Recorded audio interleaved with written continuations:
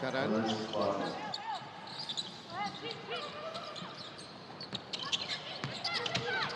Yap Yisin.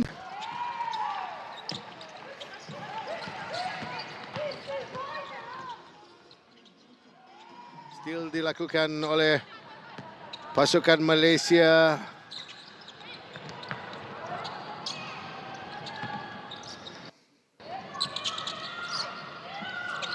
Three-point shot.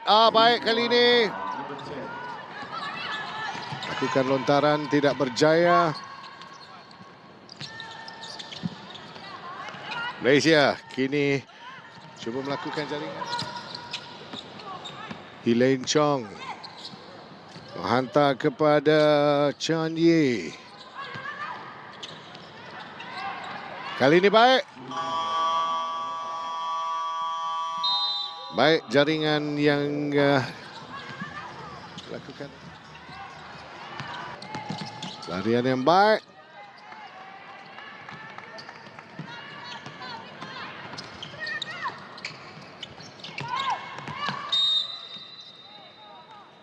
Oleh Valencia Wong, tidak berjaya. Sammy Tan tidak berjaya. Foye tidak dikawal di situ. Terus kesempatan lakukan oleh Rachel Tan ataupun Don Wan.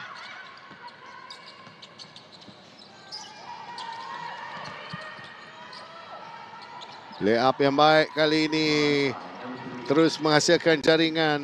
Kita mengharapkan pasukan Malaysia untuk mengekalkan rhythm dan rentak permainan mereka untuk terus mendahului. 25. Itulah kedudukan mata ketika ini. Terus diasak di situ Jessina.